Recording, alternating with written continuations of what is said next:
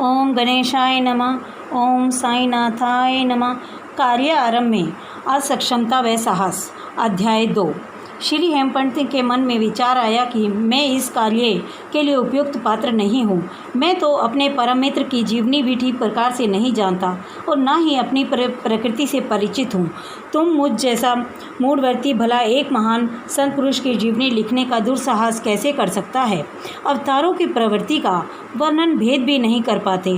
किसी संत का चरित्र समझने के लिए पहले स्वयं को संत होना अति आवश्यक है, फिर मैं तो उनका गुण कथन करने के सर्वथा ही अयोग्य हूँ।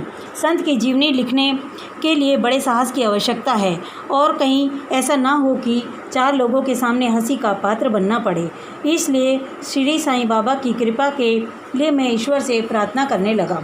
महाराष्ट्र के संत श्री ज्ञानेश्वर महाराज का कहना है कि संत चरित्र के रचयिता से परमात्मा बड़े प्रसन्न होते हैं। संत शिरोमणि गोस्वामी तुलसीदास ने भी कहा है कि भक्तों के मन में संतों की सेवा करने का भाव सदा रहता है।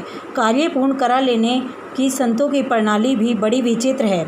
यथार्थ प्रेरणा तो संत ही किया करते हैं। भक्त तो निर्मित मात्र या कार्यपूर्ति के लिए मंत्र मात्र हैं। उदाहरणतः शक में 1700 में कवि महापति को संत चरित्र लेखन की प्रेरणा मिली।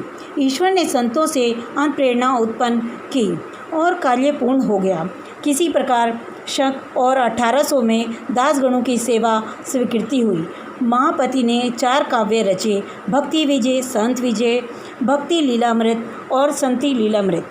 दासगणों ने केवल 2 भक्ति लीलामृत और संतक थार्मक रचे, जिनमें आधुनिक संतों के चरित्रों का वर्णन है। भक्ति लीलामृत के अध्याय 31 और 32 और 33, संत कथामृत के 97वें अध्याय में श्री साईं बाबा की मधुर जीवनी तथा अमूल्य उपदेशों का वर्णन किया गया है, एक रोचन ढंग से वर्णित है।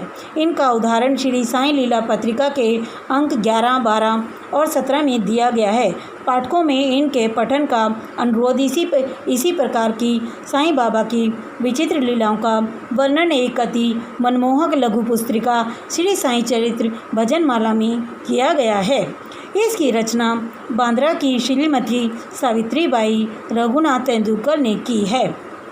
श्री दासगणु महाराज ने भी साईं बाबा पर अनेक मधुर कविताएं रची हैं। एक अन्य भक्त अमीरदास भवानी मेहता ने भी बाबा की कुछ कथाओं को गुजराती भाषा में प्रकाशित किया है।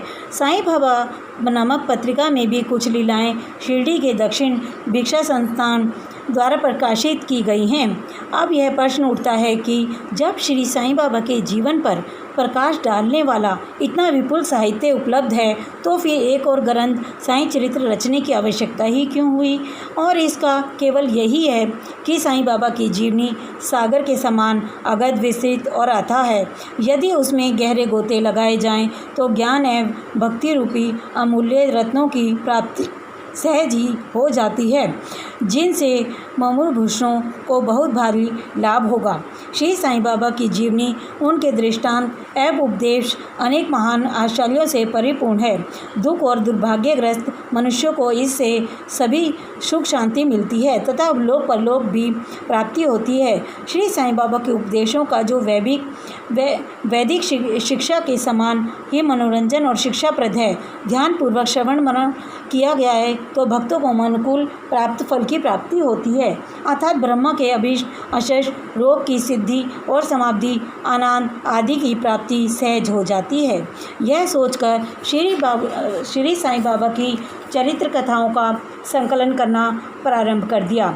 साथ ही यह विचार भी आया कि मेरे सबसे उत्तम साधन भी केवल यही हैं जो भोले भाले प्राणी श्री साईं बाबा के दर्शनों से वंचित रहे हैं, उन्हें यह साईं चरित्र आनंदमय लगेगा। अतः मैंने अपना अहम भाव उनके श्री चरणों पर न्यौछावर कर दिया मैंने सोचा कि अब मेरा मार्ग अति सुगम हो गया है और बाबा मुझे इहलोक और परलोक में सुखी बना देंगे।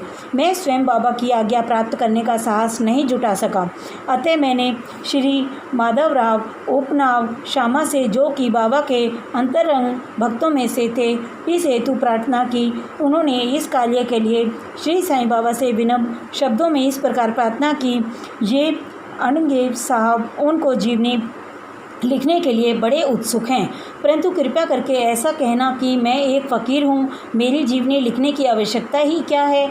आपको केवल कृपा और अनुमति से ही ये लिख पाएंगे, अथवा आपके श्री चरणों का पूर्ण प्रताप ही इस कार्य को सफल बनाएगा। आपकी अनुमति और आशीर्वाद के अभाव में कोई भी कार्य सफल नहीं हो सकता। यह प्रार्थना सुनकर बाबा को दया आ गई। उन्होंने आश्वासन और बुद्धि देकर अपना वृद्धावास मेरे सिर पर रखा और कहने लगे कि इन्हें जीवनी और दृष्टांतों को एकत्रित और लिपिबद्ध करने दो। मैं इनकी सहायता करूँगा। मैं स्वयं ही इन्हें अपनी जीवनी लिखकर भक्तों को इच्छा पूर्ण करूँगा, परंतु इनको अपना अहंकार त्याग कर मेरी शरण में आना होगा। जो अपने जीवन में इस प्रकार आचरण करता है, उसकी मैं बहुत सहायता करता हूँ।